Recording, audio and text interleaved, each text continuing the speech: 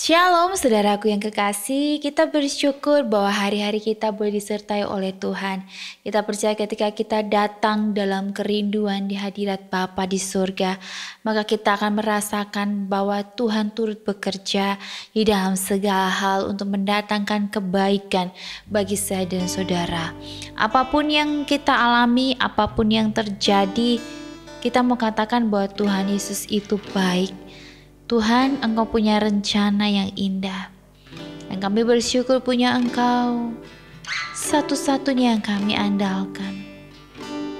Terima kasih Tuhan. Ku datang ya Bapa dalam kerinduan, memandang keindahan-Mu. Ku berikan segalanya, semuanya yang ada. Ku ingin menyenangkan hati-Mu, oh Tuhan. Ku datang ya Bapa dalam kerinduan, memandang keindahan-Mu. Ku berikan segalanya, semuanya yang ada. Ku ingin menyenangkan hati-Mu, oh Tuhan. Jadikan aku indah yang Kau pandang mulia, seturut karya-Mu di dalam hidupku. Ajarku berharap hanya kepadamu, taat dan setia kepadamu Tuhan. Jadikan aku indah yang Kau pandang mulia, seturut karya-Mu di dalam hidupku. Ajarku berharap hanya kepadamu, taat dan setia kepadamu Tuhan. Oh, jadikan aku indah yang Kau pandang mulia, seturut karya-Mu di dalam hidupku. Ajarku berharap hanya kepadamu, taat dan setia kepadamu Tuhan. Taat dan setia, oh taat dan setia, taat dan setia kepadamu Tuhan.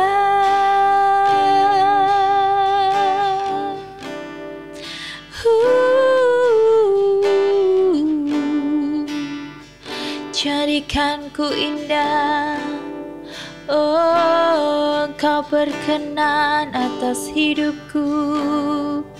Kami mau bersyukur Tuhan, oh kami mau datang dalam kerinduan Tuhan. Kami mau datang karena kami mencintai Engkau. Kami tidak mau memandang apapun yang membuat kami mundur, tetapi kami memandang kepada Engkau. karena kami rindu akan hadirat-Mu. Kami rindu Engkau jamah kami. Kami rindu Engkau bawa kami ke dalam jalan-Mu yang benar. Untuk itu Tuhan, buka hati kami, sehingga Engkau boleh sentuh hati kami, Engkau ubah hidup kami sesuai dengan rencana-Mu Bapa.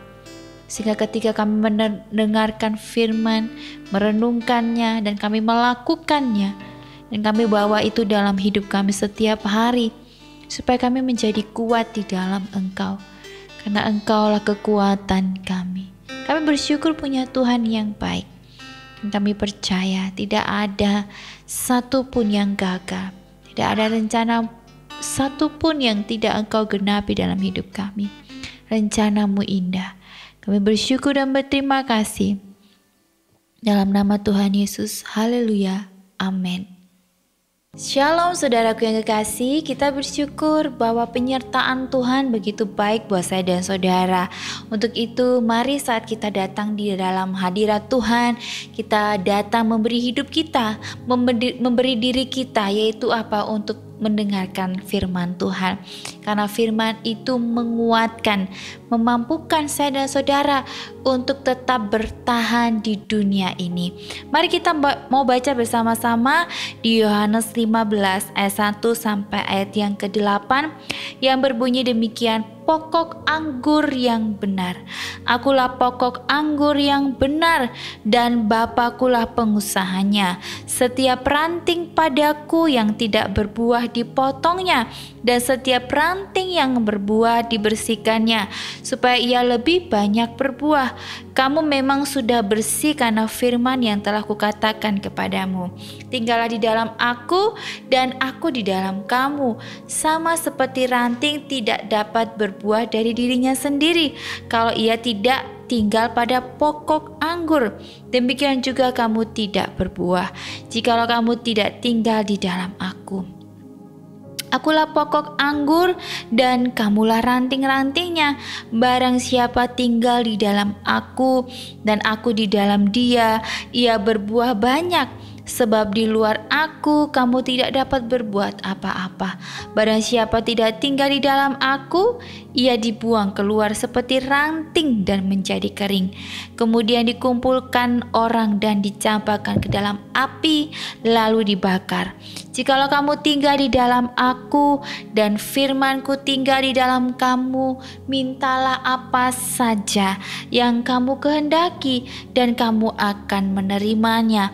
Dalam hal inilah Bapakku dipermuliakan, yaitu jika kamu berbuah banyak, dan dengan demikian kamu adalah murid-muridku. Amin, puji nama Tuhan.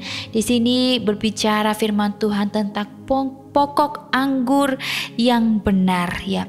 Pokok anggur yang benar adalah Bapakulah pengusahanya. Ya, saudara.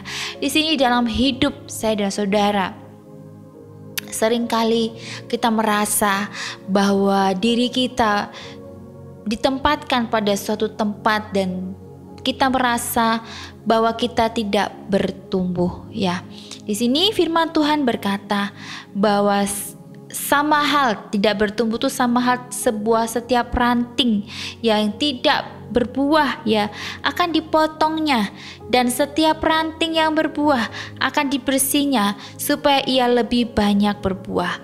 Ranting ibaratnya dalam hidup saya dan saudara, mungkin saja ada hal-hal yang tidak baik, hal-hal yang mungkin kita bawa terus-menerus seperti sakit hati, kekecewaan, ya, kita bawa, kita anggap sebagai ranting, ya. Tuhan tuh kalau membuka sesuatu firman Tuhan tuh Tuhan pasti pakai dengan perumpamaan. Supaya apa sih? Supaya dipahami, supaya dimengerti, ya.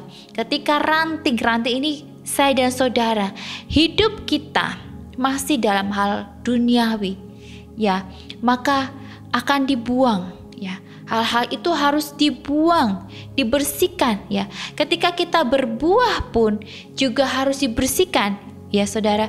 Ketika buah itu, ya, sudah mau menunjukkan bahwa dia akan bertumbuh, ya, itu ada prosesnya, ya. Jadi, ya, dalam hidup ini Ketika kita mau menuju pada suatu hal yang baik, kita diproses. Hal-hal yang tidak baik dibuang. Itu menyakitkan, saudara. Menyakitkan, menurut kita menyakitkan ya.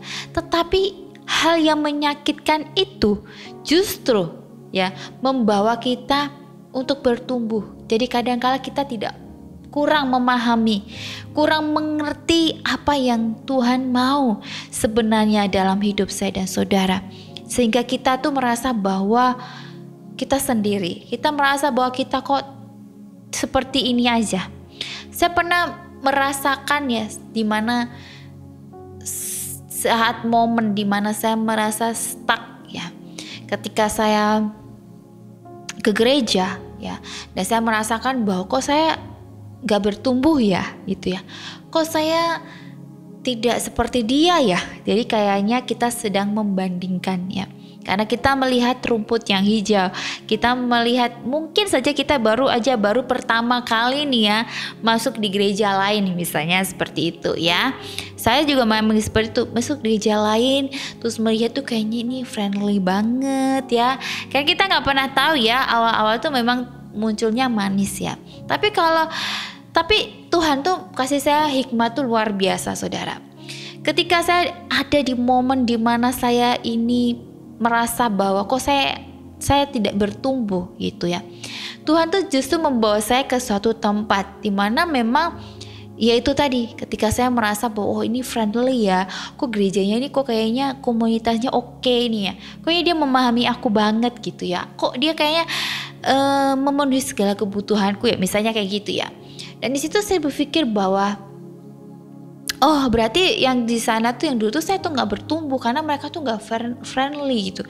Mereka kok kayaknya nggak membuat saya tuh apa ya, berada pada gereja ini untuk saya bertumbuh gitu. Saya merasa bahwa saya tidak bertumbuh, dan saya waktu itu menyalahkan orang lain ya. Sama aja ya, kita menyalahkan orang lain, kita bilang kita nggak bertumbuh, itu sama aja kita menyalahkan orang lain. Kita menyalahkan pendetanya, kita menyalahkan lingkungannya dan sebagainya, saudara. Nah, ketika Tuhan membawa saya ke tempat di mana saya suruh melihat yang wow bagus banget, tapi ketika itu juga Tuhan membawa saya bahwa kalau kamu sudah lama di situ sama saja ya, karena memang kita ditempatkan di dunia ini bukan menerima hal yang enak. Dan Tuhan juga bilang bahwa kamu ke gereja buat apa gitu. Kamu mau diterima di gereja atau kamu mau mendapatkan sesuatu yang membuat kamu nyaman. Bahwasannya Tuhan membawa kita ke suatu tempat, itu semuanya tuh Tuhan tuh punya tujuan. Bukankah kamu tuh harus jadi terang di dalam kegelapan? Nah, dari situ saya belajar bahwa oh iya, memang seharusnya saya itu berada, mungkin saja ya, merasa bahwa kayaknya gerejanya datar-datar aja ya. Saya tidak merasakan apa-apa itu gitu ya. Itu berarti kita sedang mengeraskan diri kita. Kita sedang merasa membawa diri kita tuh jadi pribadi yang angkuh, dan itu yang saya sadari itu. Ya, ketika itu Tuhan itu benar-benar menunjukkannya. Semuanya tuh Tuhan tuh menunjukkannya, dan dia membawa saya kepada suatu hal yang memang saya harus memakai hikmat ya. Semuanya itu Tuhan tuh izinkan terjadi ya. Kalau saudara mungkin ya yang melihat saat ini merasa bahwa kok saya gak bertumbuh ya di gereja yang saya tempati ini, kok saya biasa-biasa aja, kok kayaknya saya tuh berkatnya tuh kurang gitu ya, kok saya kayak di gereja ini kok saya malah jadi masalahnya semakin banyak gitu ya. Mulai sekarang kita jangan menyalahkan orang lain, jangan menyalahkan tempat, jangan menyalahkan siapapun, karena yang bertumbuh atau tidak sebenarnya diri kita. Dan saya tuh menyadari itu ya, saya berada di fase itu. Karena saya bisa sharing kepada saudara, kan saya merasa pernah di fase yang dimananya aduh kayaknya ini gak bertumbuh nih di sini. Tetapi Tuhan tuh baik banget, Tuhan tuh dahsyat, karena dia membuat saya tuh untuk berdiam diri dan minta hikmat. Sebenarnya Tuhan tuh menunjukkan bahwa apa sih yang kamu cari gitu. Di dalam rumah Tuhan itu apa sih yang kamu cari? Ya, karena hidup ini bukan untuk kita mau diterima, tapi juga kita akan menerima penolakan.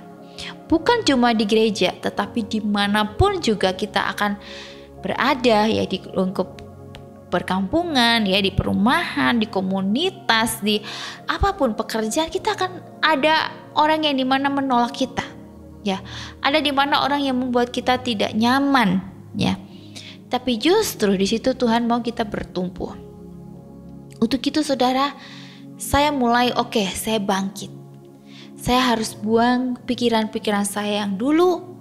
Saya harus move on, ya. Saya harus banyak punya hubungan baik dengan Tuhan setiap hari. Bukan cuma hubungan baik saat di gereja atau saat nanti ada persekutuan saja, tetapi justru setiap hari membangun hubungan yang baik dengan Tuhan, ya, membaca dan merenungkan firman-Nya. Di situ persepsi saya tentang satu hal yang tidak membuat saya bertumbuh itu menjadi lain, bahwa saya harus menjadi terang, saya harus bertumbuh. Gimana saya harus bertumbuh? Saya harus mengisi hari-hari saya untuk merenungkan firman Tuhan, ya. Karena orang-orang yang merasa tidak bertumbuh itu sebenarnya sedang krisis rohani, sedang menjauh daripada Tuhan. Untuk itu bukan salah gerejanya, tetapi di mana kitanya harus membawa diri kita, di mana diri kita tuh harus menjadi terang di dalam kegelapan. Karena dunia ini gelap. Kadang kita harus terus jadi terang, ya. Karena kita harus berada dalam keadaan yang tidak enak. Tapi justru Tuhan tuh punya rencana atas kehidupan saya dan saudara. Ya, ketika memimpin, ya, atau ditunjuk, dikasih tanggung jawab dalam pekerjaan Tuhan itu berat, karena pasti ada aja orang yang tidak suka, ya. Tidak ada yang semuanya suka, pasti ada aja orang yang tidak suka. Tetapi di situ justru Tuhan tuh memberikan kita hikmat supaya kita tuh menjadi hamba yang baik, hamba yang punya hati, hamba yang mau mendengarkan. Dan di situ ketika kita melihat bahwa ada orang yang mungkin tidak menyukai perbuatan baik kita, justru kita tuh harus kasihan. Justru kita harus bawa doa. Bukan kita menjauhi mereka atau menghakimi mereka, karena kita sama-sama orang berdosa. Tapi justru Tuhan mau kita tuh bawa mereka dalam doa. Justru dengan doakan mereka, kita tidak pernah tahu bahwa kapan nanti Tuhan yang menjamah.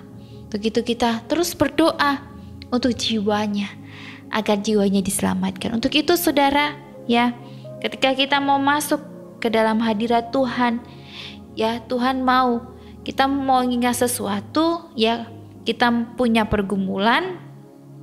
Bahkan Tuhan bilang bahwa kalau kamu mau minta sesuatu, ya, apa saja yang kamu mau kehendaki, kamu pasti menerimanya.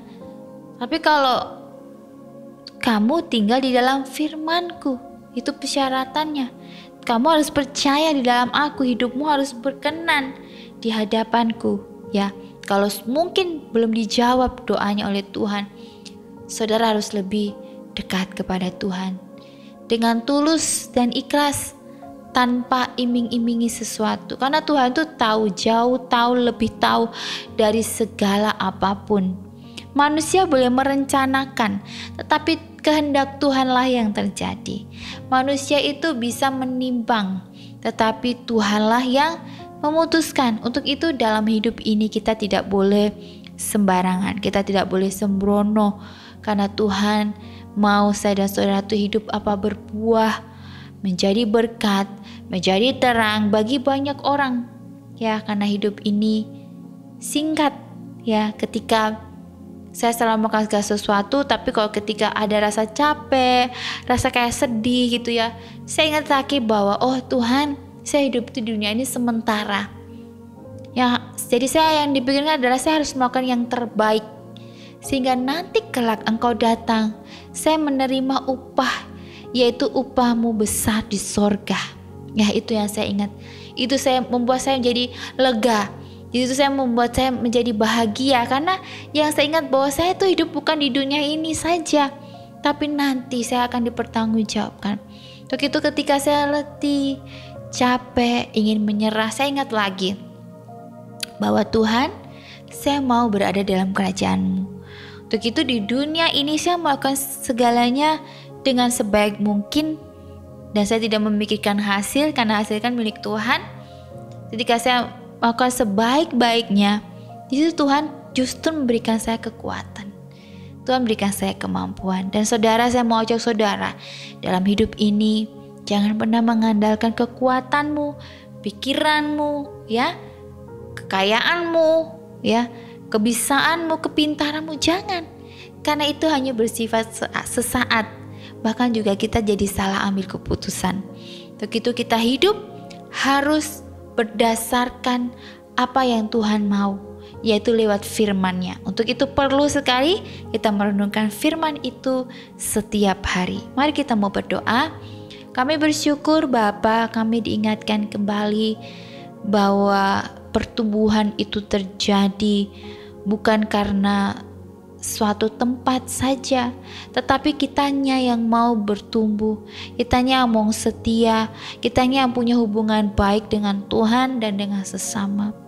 Dan tujuan kami di dunia ini adalah kami mau menjadi terang di tengah kegelapan, bukan menjadi sok pahlawan, tetapi kami mau menjalani apa yang Tuhan mau. Untuk itu beri kami hikmat Tuhan, supaya kami tidak melangkah dengan kekuatan kami sendiri, tapi kami mau melangkah dengan apa yang Tuhan mau dan seturut dengan kehendak-Mu. Berbicaralah Tuhan setiap hari dalam hidup kami, supaya kami tidak salah dalam mengambil keputusan. Kami bersyukur dan berterima kasih atas firman-Mu yang menguatkan kami. Di dalam nama Tuhan Yesus, darah Yesus berkuasa. Haleluya. Amin. Puji nama Tuhan. Shalom.